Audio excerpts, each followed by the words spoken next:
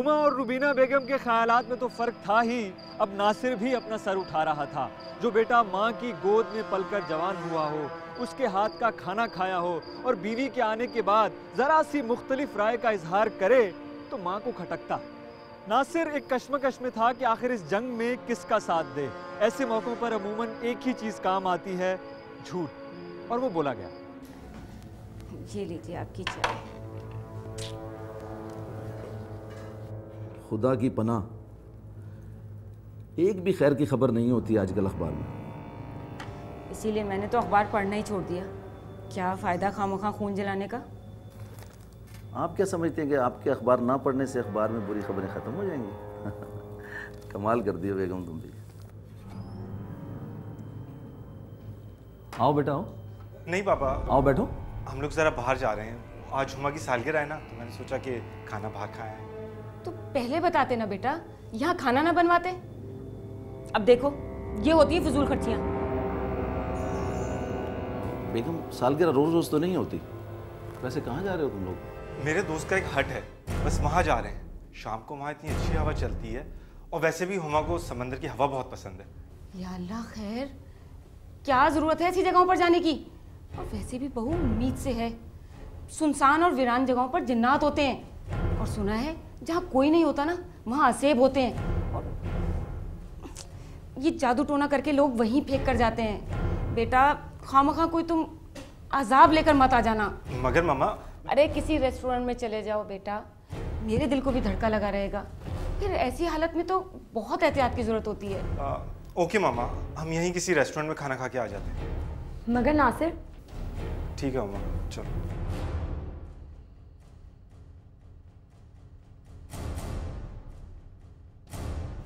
देखा आपने, कैसी कैसी जगहों पे जाने की बात कर रहे हैं। रुबीना बेगम, क्या तुम इन बच्चों के पीछे पड़ गई हो? अरे जा रहे थे तो जाने देती। ऐसे कैसे जाने देती? कितने वाकयात होते हैं ऐसे कि लड़की उम्मीद से थी, शाम के टाइम घर से बाहर निकली है और किसी आसेब ने आ लिया। अरे लड़की भी जान से जाती है और बच्चा भी। ये अखबार आप पढ़ते हैं और सारी खबरें मेरे पास होती हैं। अरे ये ऐसे ही सब लिखा होता है, झूठ है सब। हम जो कहें वो झूठ, और बाकी जो सब कहें वो सब सच। बाप बेटे का दिमाग खराब हो गया।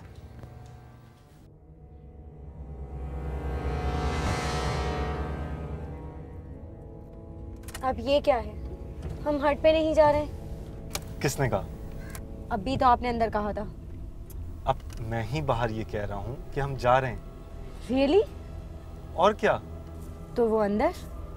अब उनको समझाने खड़ा हो जाता तो सुबह हो जाती, और वैसे भी उनको कौन बताने वाला है कि हम वहां गए थे। अब चलें? चलें।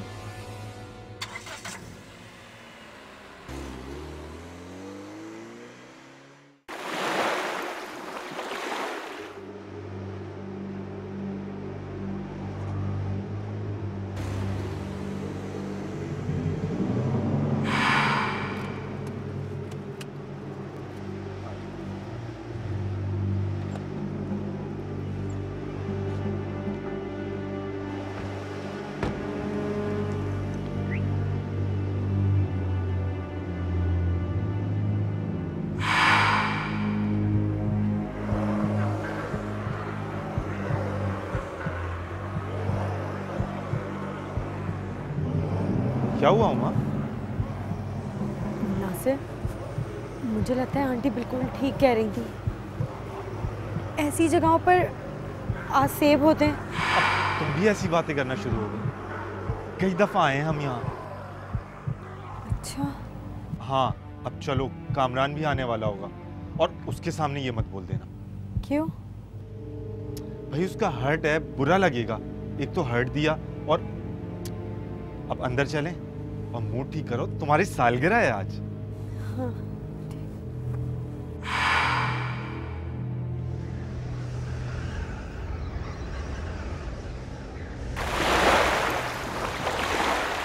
मुझे हुमा का परेशान होना समझ नहीं आ रहा था। एक तरफ तो वो ऐसी बातों पर यकीन नहीं रखती थी, और वहां जाके उसको डर लग रहा था। हालांकि बाज़ाहिर ऐसी कोई बात नहीं थी। यही तो वहम है कि कुछ नजर ना आए लेकिन खौफ दिलाता रहे। रुबीना बेगम की कही हुई बात हुमा के जहन में जैसे अटक गई। रहम कब हमारे सामने आ खड़ा हो कौन जानता है। हम लाख सर झटकें ये पीछा नहीं छोड़ता। यहाँ तो ये मामला था, उधर घर पे नासिर की खानदानी दाई माँ आ गई। अरे रजिया तुम आओ, अंदर आओ। अरे पहले पानी तो पिला दो, बहुत ही प्यास लगी है। अंदर तो आओ, पानी भी मिल जाएगा। आओ बैठो। और सुनाओ क्या हाल है? बस ठीक हूँ। पहले अपनी बहू को बुला लो, मुझे आगे भी कहीं जाना है। ए लो, मुझे तो याद ही नहीं रहा कि तुम आने वाली हो, वरना मैं उन्हें जाने ही ना देती, रोक लेती। क्या मतलब? क्या बहू बाहर गई हुई है? आज उसकी सालगिरह थी ना, और नासिर तो उसको अपने दोस्त के हट पे लेके जाने वाला था। मैंने ही मना कर दिया कि बहू की ऐसी हालत में ऐसी वैसी जगहों पे जाना मुनासिब नहीं है। ये तो तुमने बहुत ही अच्छा किया। वो शकीला है ना अपनी, उसकी बेटी को चौथा महीना था, बाहर चली गई किसी ऐसी वैसी जगह, असर हो गया उसके ऊपर, फिर मुर्दा बच्चा पैदा हुआ उसके यहाँ। अल्लाह अपने हिज़्ज़ो अमान में रखे सबको। या अल्लाह खैर, या अल्लाह तो सबको अपने हिफ्ज़ो अमान में रख। वैसे ही आजकल की लड़कियां ना बहुत ही बेहतियाती करती हैं और फिर शिकायत भी करती हैं। मेरी तो पूरी कोशिश है कि वो आराम से बैठे। भाई पहला बच्चा है हमारे ख़ानदान का। अच्छा मैं तुम्हारे लिए चाय बना के लाती हूँ, और साथ ही नासिर से फ़ोन करके भी पूछ लूँ कि कब तक आ रहे हैं वो लोग। पहले पानी तो पिला दो।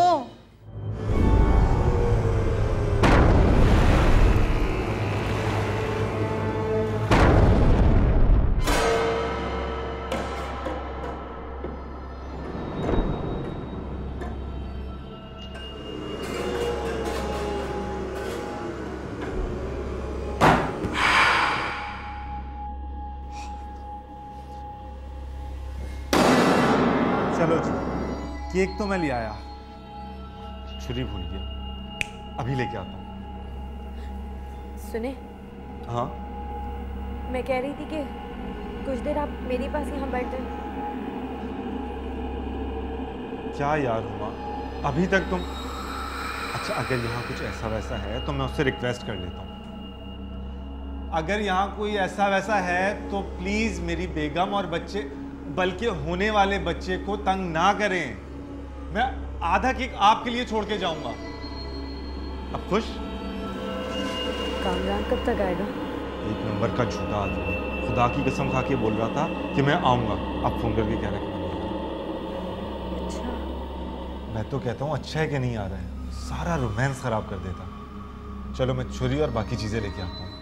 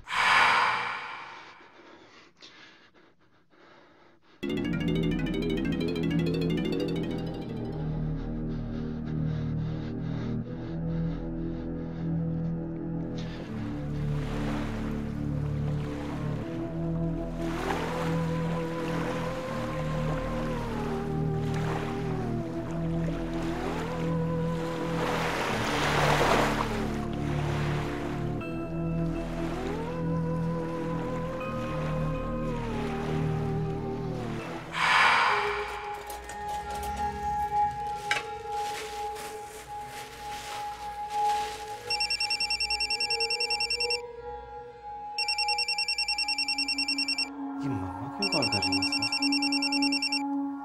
हेलो जी मामा। नासिर बेटा कहाँ हो तुम लोग? मामा यहीं एक रेस्टोरेंट आया मैं खाना खाने के लिए। अच्छा बेटा ये बताओ कि कब तक वापस आ रहे हो? तुम्हारी दाई माँ आई नहीं है। उनकी क्या जरूरत थी मामा? अब इस बहस में मैं नहीं पढ़ना चाह रही, तुम ये बताओ कि कब तक वापस आ रहे हो? जी मामा घंटा डेढ़ घंटा में शायद।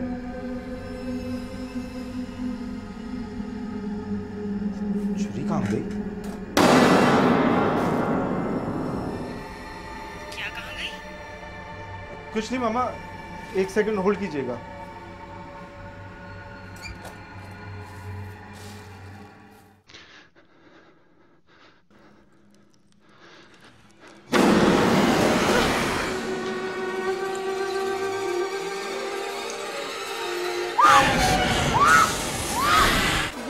बहू चीखें क्यों मार रही है?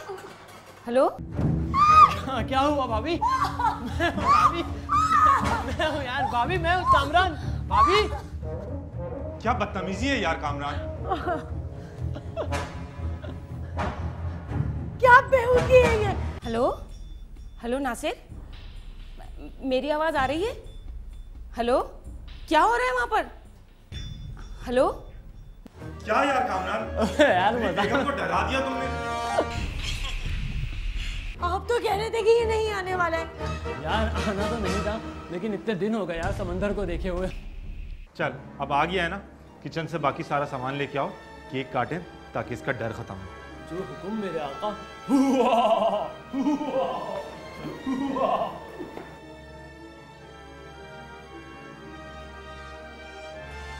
हेलो? शर्म आ रही है तुम्हें? माँ से झूठ बोलते हो? मामा माम क्या हुआ? पकड़े गए। को असर हो गया इस पर असर। पिछले कई महीनों से ठीक से सो नहीं पाया हूं मैं। तैयार होके जाना, मैं तो कहता हूँ एक हेलमेट और बुलेट प्रूफ जैकेट भी ले ले।